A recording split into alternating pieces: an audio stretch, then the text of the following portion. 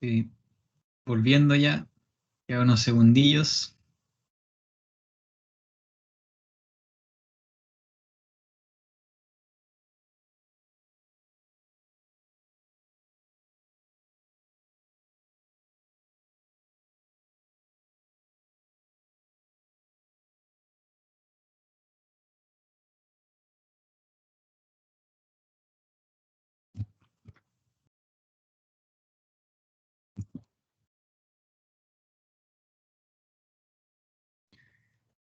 Ya chicos, chicas, de vuelta. ¿Alguien alguna duda del algo que quiera preguntar del ejercicio entonces? O paso al segundo. Y le pregunté siempre cómo se escucha y también si Miguel recuperó la energía. Sí, estamos preparados para el segundo problema. Eso. Genial. Buena, Miguel. Los mejores 10 minutos de descanso. Buena, qué bueno que te hayan hecho bien. Me alegro. Así que preparado porque te va a ir súper bien en el certamen con esta motivación. A todos les va a ir súper bien. Vamos entonces, ya. El ejercicio 2 aquí mismo. Tenía avanzado un poco la figurita. Bueno, ¿qué dice Hildo? Dice, ¿cuándo el certamen? Las fechas, esas están, el profe Cristian Molina las puso en la clase 1 y yo las agregué al módulo de inicio de Canvas, donde dice evaluaciones. ¿Ya? Así que ahí revisen las fechas, Hildo. Hildo, ¿tú, estoy pronunciando bien tu nombre? Buena.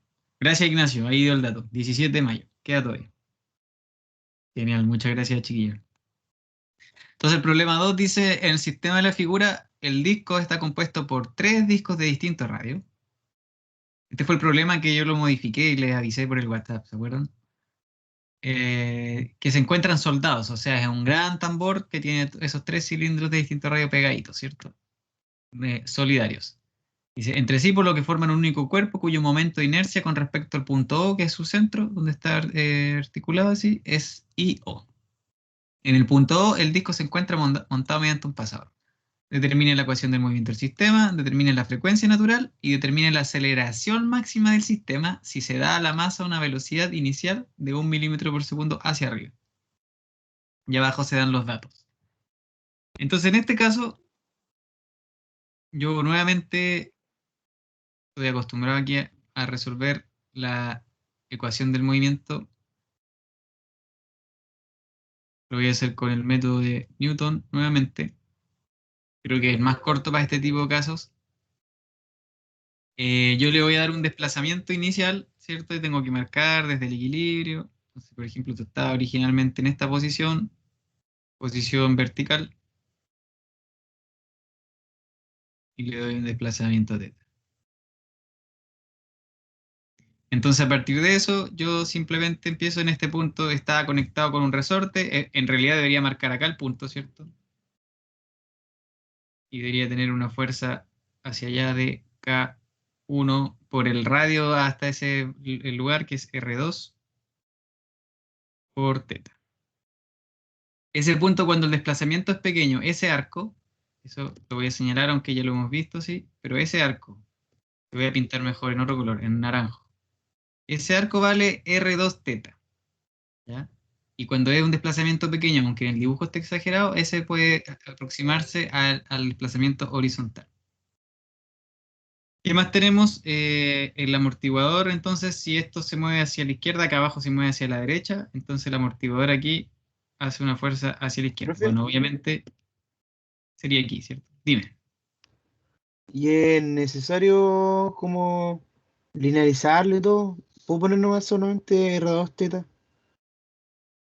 Es que el arco directamente eso mide el arco, Ujú, hermano. Pero si tuvieras un seno, un coseno, puedes linealizar al tiro aquí. En Newton, en la cuerda no hay ningún problema. No hay que derivar las ecuaciones ni nada. Ya, entonces da lo mismo si es que lo pongo así nomás. Sí, está bien, está súper bien así. Acá abajo, fíjense, este punto tiene coeficiente C1 y la velocidad de ese punto, si el desplazamiento es R1 teta, R1 teta, la derivada es R1 teta punto. Ya, ojo que acá yo hice el diagrama cuerpo libre y no borré ese cable. Ese cable está unido, podría considerarse rígido a la masa, entonces esto es un solo cuerpo. Como esto es un solo cuerpo, yo no me preocupo de las fuerzas internas. Si yo hubiera dibujado separado esto, hubiera tenido que entonces darle qué sé yo, una tensión. ¿Sí? Pero al momento de conectar el cuerpo de arriba y el cuerpo de abajo, ahí lo voy a hacer en chiquitito nomás, desaparecen esas fuerzas internas. No me preocupo de ellas. Entonces solamente aquí me quedo, este punto, ¿cuánto baja? Este punto baja lo mismo, yo le podría poner X, pero si ustedes ven acá va a bajar lo mismo que originalmente baja este punto, ¿cierto? En la misma rotación teta. Eso igual vale teta. Entonces este punto baja teta por R3. Por lo tanto, ¿cuánto baja la caja? Teta por R3. O R3 teta. Y para la velocidad es exactamente lo mismo, solo que vale R3 teta punto. Igual como pasó acá. Y lo invito a que si alguien no entiende de dónde salió esto, que lo haga con los dos cuerpos separados, le ponga X a la caja y después va a llegar a relacionar X con teta y van a llegar a exactamente lo mismo. Entonces ahora directamente yo puedo hacer la sumatoria de momento de no. Le voy a hacer el mismo giro. ¿Para qué? Para quedarme con este positivo. Entonces a partir de eso voy a anotar las expresiones. Este sería la fuerza a ese momento negativo por el brazo R3. La de abajo, K2, R3, teta, R3. Vayan revisando ahí si a ustedes les hace sentido eso o si no me preguntan, ¿cierto? K1, R2, teta por R2. Sigo aquí abajito. Menos C1, R1, teta punto R1. Eso es igual a I O por teta. Entonces, reordenando esa ecuación, I o teta 2 puntos, más C1 R1 cuadrado, más C2 R3 cuadrado, teta punto, más K1 R2 cuadrado, más K2 R3 cuadrado, teta es igual a 0. Lo importante acá es que vean siempre, recuerden que la inercia, o sea, la rigidez y el término y la amortiguación, el amortiguamiento equivalente, perdón, son positivos, asociados al grado de libertad. En este caso es un solo grado de libertad, así que todos los términos tienen que ser positivos. Listo. Entonces, esa sería la pregunta A. Después se pregunta la frecuencia natural. Bueno, ya sabemos que la frecuencia natural de un sistema de un grado de libertad va a ser rigidez equivalente partido la masa equivalente. Por lo tanto, aquí no importa el amortiguamiento. La frecuencia natural, así nomás, es eso entonces, partido I/O. Si reemplazamos por los datos, eso da esto, 29.66 radianes por segundo. Entonces, ya teniendo esto, la pregunta C dice determine la aceleración máxima si se da esa condición inicial. Entonces voy a hacerlo aquí abajo. Entonces lo que yo debo de determinar es teta de t, porque si yo tengo teta de t, yo puedo derivar una vez, puedo derivar dos veces y analizar cómo es esta expresión. Y al analizarla yo puedo saber cuál es la aceleración máxima. Entonces, para determinar teta de t, la diferencia que hay aquí con respecto al caso pasado es que tenemos vibraciones libres con amortiguamiento.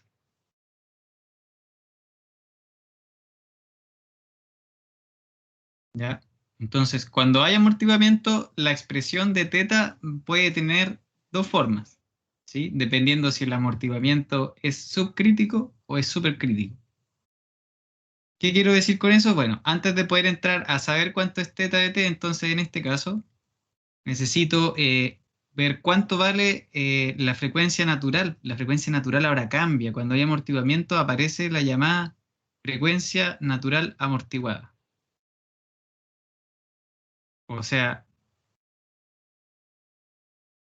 la frecuencia natural amortiguada, y eso va a valer la frecuencia natural, raíz, perdón, 1 menos chi al cuadrado. ¿Y qué es chi?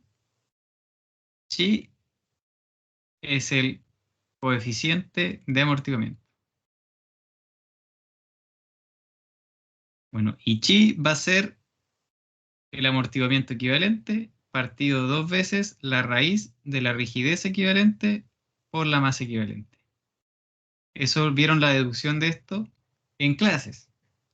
Bueno, el amortiguamiento no es otra cosa que un elemento que muestra que el sistema está disipando energía. Así como un resorte lo pueden ver en la vida real, pero a su vez representa la resistencia a la deformación de cualquier material. El amortiguamiento en la vida cotidiana se lo pueden imaginar ese elemento que se representa ahí como el clásico cilindro pistón, donde el pistón es un elemento que tiene agujeritos y el cilindro está lleno de aceite, ¿ya? Todo acá adentro hay aceite. Entonces, cuando el pistón es movido con cierta velocidad, el aceite tiene que pasar por esos agujeros y al pasar por esos, la fricción que hay hace que sube la temperatura de esa zona y se disipe calor. Entonces se pierde energía. ¿Sí?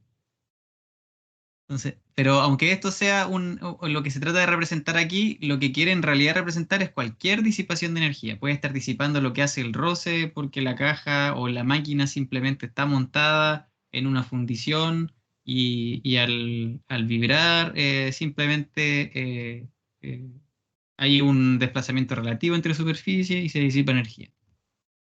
¿Ya? Entonces, cuando hay disipación de energía, podrá subentenderse que una onda que originalmente tiene una frecuencia natural de esta manera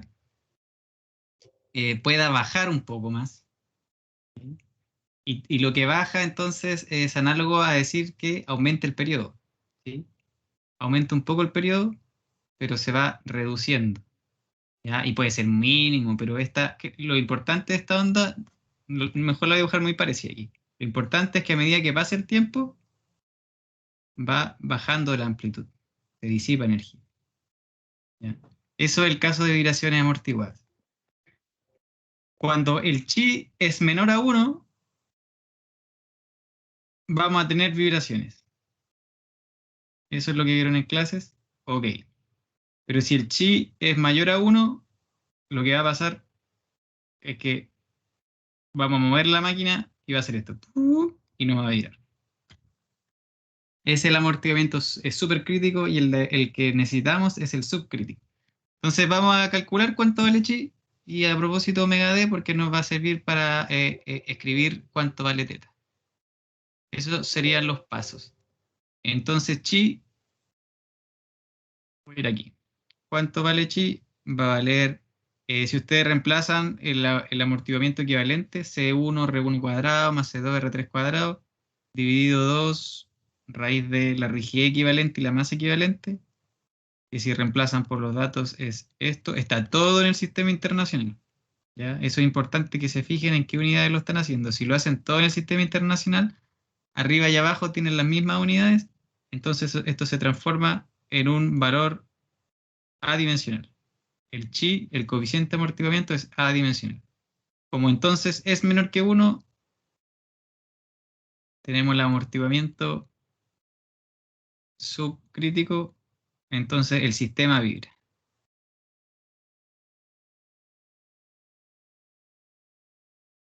Ok. Entonces a propósito, bueno, vamos a necesitar omega d a partir de la ecuación que está escrita ahí arriba, que va a bajar un poquito. Generalmente no cambia mucho con respecto a la frecuencia natural. Ven, de 29.66 baja a 29.6.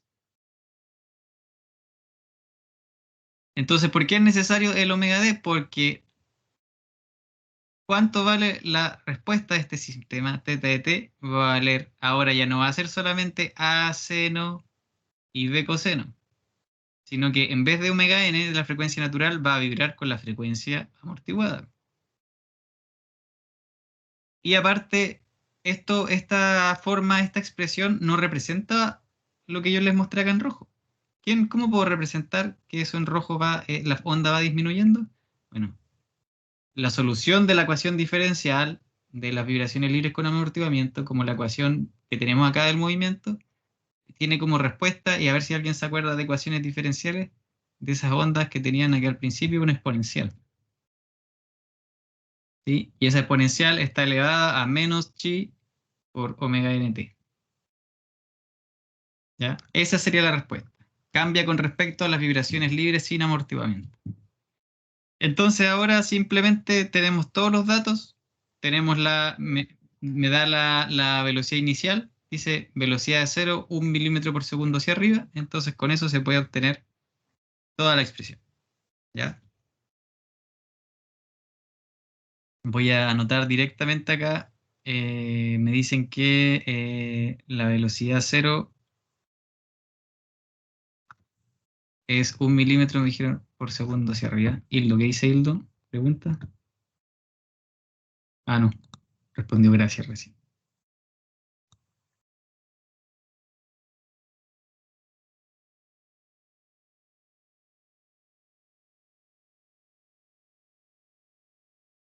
Perdón, es 1 milímetro por segundo hacia arriba. Entonces, ¿qué quiere decir que sea 1 milímetro por segundo hacia arriba? Veamos la relación. Si esto se mueve 1 milímetro por segundo hacia arriba, X tenía relación con teta y ser igual a R3 teta. Entonces, si yo a esa cajita le pongo un movimiento X,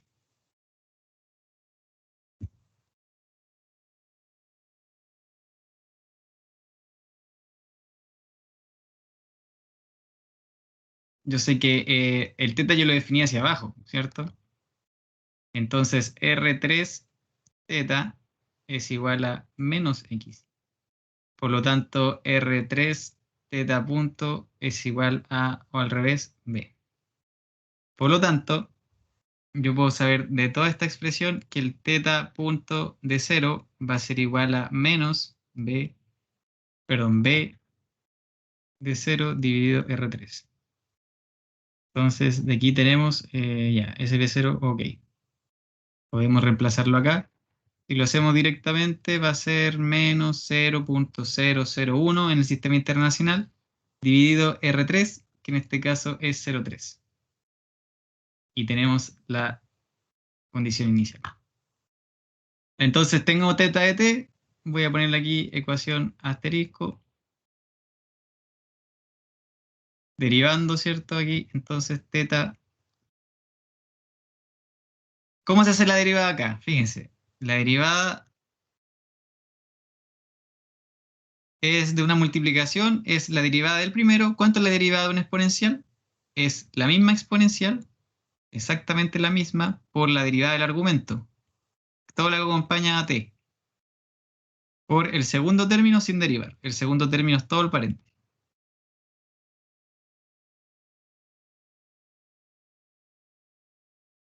Más el primer término sin derivar por la derivada del segundo. Y la derivada del segundo es a coseno de omega de t por la derivada del argumento más b seno, menos seno, la derivada de coseno es menos seno de t por la derivada del argumento. Toda esa sería la expresión entonces de la velocidad. Si yo ahora entonces quiero comprobar las condiciones iniciales, me falta considerar lo mismo que les dije en el ejercicio pasado, que aunque no me digan nada, yo puedo saber entonces que x de 0, sí, no me han movido el cuerpo, ¿cierto? Solo le dan una velocidad inicial. Entonces a partir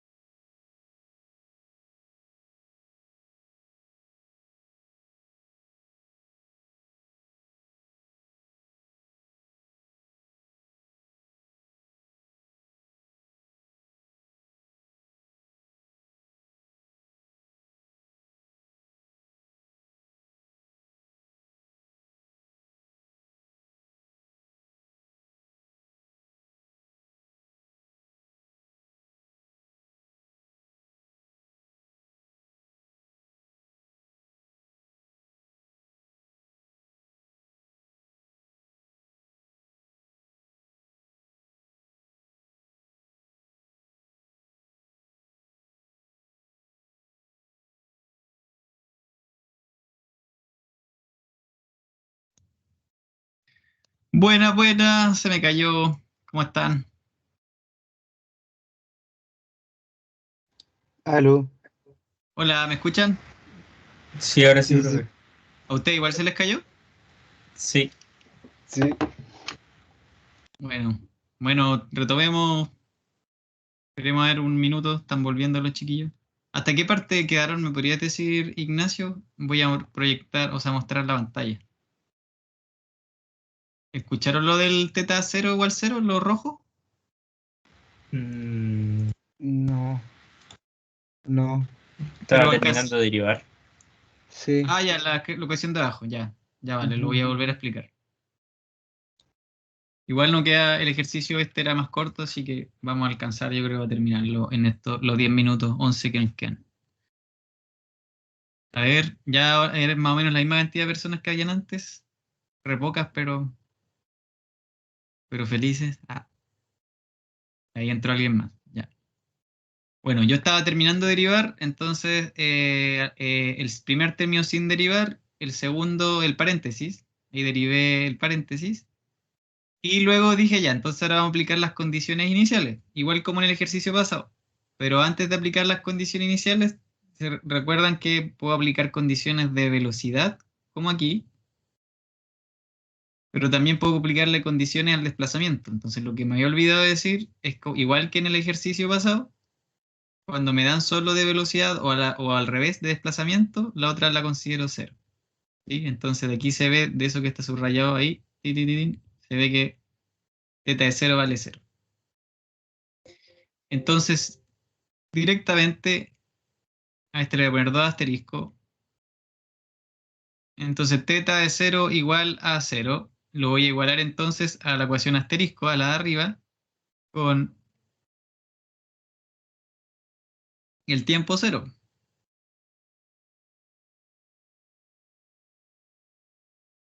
Esta se me hace cero, cero. De aquí se obtiene entonces que b vale cero. Todavía están ahí, ¿cierto? No se me ha caído. ¿Me escuchan? Sí, sí se escucha. Vale. Gracias, muchas gracias. Y se está grabando todavía, así que espero que no haya fallado eso.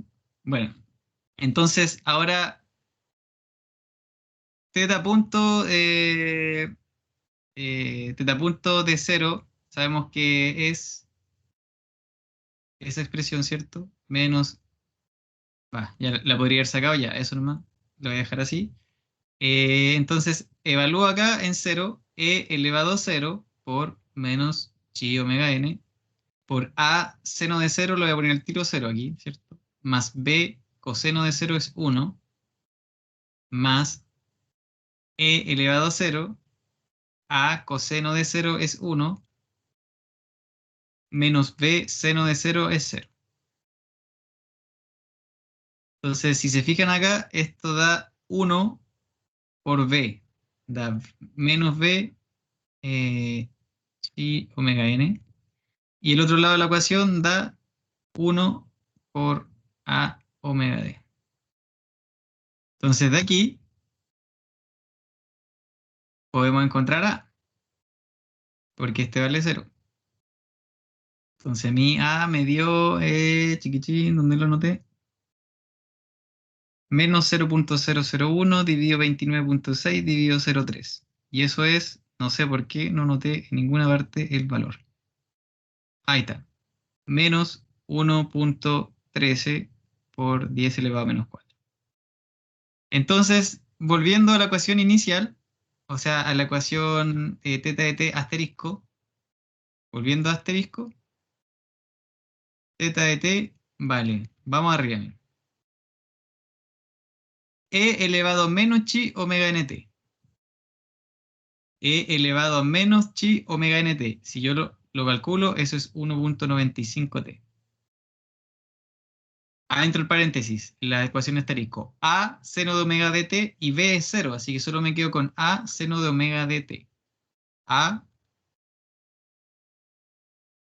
seno de omega d, y omega d es 29.6t.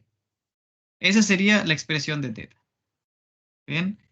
¿Se parece a las anteriores? solo que ahora aparece este término, esta exponencial. Entonces, si bien en este caso el desplazamiento vale 0 en un principio, ¿cierto? Va a empezar, a medida que aumente el tiempo, va a empezar a crecer en los números negativos, porque parte negativo, llega a una amplitud, pero la siguiente es más corta, la siguiente es más corta, la siguiente es más corta, la siguiente es más corta, y así sucesivamente. Eso está representando teta en el tiempo. ¿Sí? Aunque esto se decrezca, ustedes ya vieron en clases, y lo vamos a ver en la práctica de la próxima semana, ustedes lo vieron el lunes pasado antes del test, que igualmente yo puedo ocupar un método, si yo hubiera la onda simplemente, yo puedo ocupar un método para no solo saber, en este caso, el periodo amortiguado de vibrar, para el cual yo podía encontrar la frecuencia amortiguada, sino que yo tengo un método para encontrar el chi, viendo un gráfico así. ¿Sí? Eso es lo que vamos a ver en la próxima práctica. Ahora bien, en este caso pedían la aceleración máxima. Y para encontrar la aceleración máxima, yo lo que tengo que hacer aquí no es otra cosa que derivar 2 veces. Y ese sería el fin. Voy a derivar de nuevo. El primero, la derivada del primero es la exponencial, por lo que acompaña a la exponencial, por el segundo sin derivar.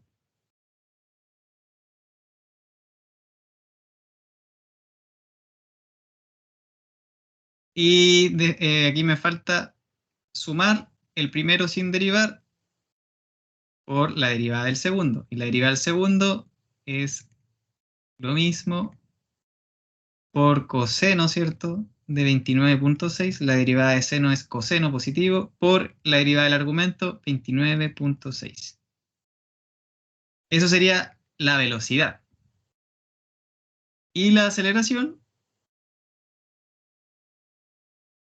todo eso, mira, el menos 1.95 lo voy a dejar afuera. Esto va a quedar al cuadrado porque lo voy a tener que multiplicar. Esta es la derivada del primero. ¿Ven? Cuando multiplico por su argumento queda al cuadrado. El segundo sin derivar. Yo podría reducir la expresión y después derivar, pero bueno. Ahora, el primero sin derivar por la derivada del segundo. Esto es solamente el primer término.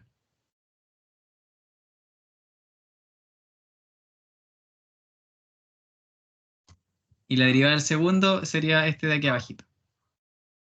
¿Sí? Y directamente yo lo voy a hacer más corta. Miren, voy a dejar el 29.6 de adentro del paréntesis afuera. El menos 1.13 afuera. Y ahora derivo en la exponencial por la derivada del argumento. Por el segundo sin derivar. Y ahora la exponencial sin derivar por la derivada del coseno, ¿cierto? Que es menos seno por el argumento, ¿cierto? La derivada del argumento. Todo eso sería la aceleración. Obviamente, si yo hubiera acá empezado a reducir, multiplicar, juntar las exponenciales, me hubiera quedado más corta la expresión de la velocidad y la aceleración ya me hubiera quedado más corta. Reduciendo todo eso, multiplicando aquí y allá, se fijan que todas están multiplicadas por la exponencial. Esto queda 9.84 por 10 elevado a menos 2 seno de 29.6t más 1.3 por 10 elevado a menos 2 coseno de 29.6t. Entonces lo interesante aquí es que me preguntan cuánto es la aceleración máxima. Entonces, cuando yo tengo una exponencial, fíjense, tengo un seno y un coseno. En el tiempo, sin exponencial, un seno y un coseno, si el seno parte en cero y va así, y el coseno tiene la misma frecuencia, y el coseno 1.3, pero parte en 1.3, parte aquí. así sucesivamente, ¿cierto? Me quedo, está por... me quedo feo esto. El coseno parte acá y va desfasado en 90 grados. Entonces, tiene su máximo aquí y empieza a decrecer. Y tiene que llegar justo un poquito, justo en esta zona tiene que llegar a su máximo de nuevo. ¿Sí? Entonces esto va a tener algo así. Y muy grande, ahí, y así sucesivamente. Entonces, ¿qué pasa cuando no hay exponencial y tengo el coseno y el seno? Fácil. Como vieron en clases, es el seno y el coseno tienen una misma frecuencia, yo puedo representar eso como una sola sinusoidal de frecuencia igual a esa, pero con una fase y con una amplitud distinta. Que le voy a poner acá teta con eso. Entonces, esa onda que yo quiero buscar su máximo es así.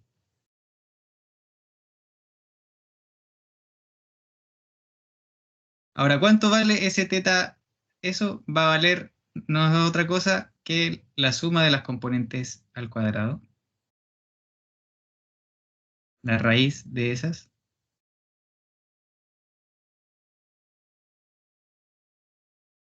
por 10 elevado a menos 2 al cuadrado. ¿Y cuánto vale esa fase? Va a valer el arco tangente. Siempre es lo que acompaña el coseno partido lo que acompaña el seno, en este caso. Entonces, de esa manera yo podría decir ya, por la amplitud máxima, en este caso es teta. Bueno, en este caso se puede confundir, así que pongámosle aquí un teta aceleración, no sé, para que se entienda que es una amplitud de aceleración. Pero cuando tiene una exponencial, esa onda ya no es así, no es una onda que vaya a partir así y que no decrezca. Como ya le acabo de señalar, y con esto finaliza la práctica, cuando hay una exponencial, en este caso sí, esta onda quizás parte acá, pero a la siguiente es más cortita, a la siguiente es más cortita, más cortita, más cortita, más cortita. Entonces, ¿cómo yo sé cuál es el máximo? ¿Cómo yo sé? Porque ¿qué pasa si este valor es el máximo? Vale teta A. Pero ¿qué pasa si teta A queda más arriba acá? ¿Por qué? Porque va decreciendo. Va decreciendo por esta exponencial. Lo que yo sí puedo decir, lo único que puedo decir, si no lo resuelvo de forma numérica, es que ese teta máximo va a ser menor o igual que ese valor teta. Y ese teta, o bien eso, no eso en realidad. Eso sería. Yo sé que tiene que ser menor o igual que ese valor. Obviamente es súper difícil que sea igual, pero si el coeficiente de amortiguamiento es tan chico, no decrece tan rápido, quizás va a ser muy igual, muy parecido. ¿Ya? Así que les dejo el espacio aquí si tienen alguna pregunta para cerrar esto, cerrar Profe, esta práctica. Escucho. entonces se da como una aproximación, un, un límite. Una aproximación simplemente, porque para saber exactamente cuánto es teta max, tendrías que resolverlo numéricamente. ¿Ya? No tenemos acá ahora un método analítico para encontrar un máximo. ¿Sí? Tú podrías hacer la derivada, ¿cierto? Encontrar la derivada igual cero, pero la derivada igual cero te va a dar este punto, te va a dar este, te va a dar este, te va a dar este. Y tú tendrías que decir, ah, ya, ¿cuál es el tiempo más chico? Entonces, una forma que puede ser apropiada, porque esto imagínense que todo está destinado al diseño, al mantenimiento. Estas son buenas aproximaciones porque ustedes ya tienen un límite, una referencia. No se va a pasar eso. ¿Entienden? O sea, generalmente va a ser numéricamente. En este caso se podría, haciendo la derivada igual a cero y encontrando los t mayores a cero y el más chico de todos, ¿cierto? Pero en general se acepta en esta asignatura, vamos a aceptar este tipo de aproximaciones, ¿ya?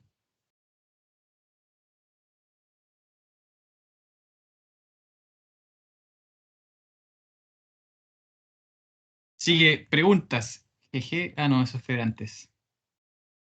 Si no, me despido aquí nomás, pues chiquillos.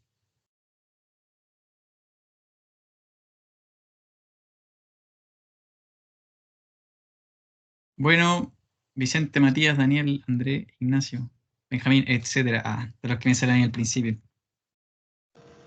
Hildo. Hildo, buena, Hildo. Ahí apareciste. Jorge, Vladimir. Y el Miguel no va a necesitar otros 10 minutos, ¿o no? No, estamos listos. Voy a seguir practicando ahora. Ya, perfecto. Así que la práctica, buena, Miguel. Entonces el ejercicio 1 largo de la práctica 4 ya está en línea, así que pueden hacerlo ya, porque ya pasaron esa materia. Esa es la idea de tener el espacio de una semana por lo menos para hacer los ejercicios. Ahí no he dejado grabar, así que me despido, chiquillos. Si quieren ahí despedirse con la cámara, bienvenidos sean, para irse con una buena motivación. Yo no puedo activarla, ya les dije. Buena, Diego. Buena, Ignacio en el TM. Qué grande. Buena, Miguel, motivadora. Y deja. Ahí Álvaro está en París. Ah, buena. Hay Vicente ahí en el campanil. Hay que mención honrosa, Vicente. Ya pues chiquillos, gracias y ustedes saben, pues ahí me preguntan nomás. ¿Qué pasó, Ignacio? Cuenta la talla, weón. Voy a cortar la grabación, sí, así que no te van a escuchar, no va a quedar grabado, así que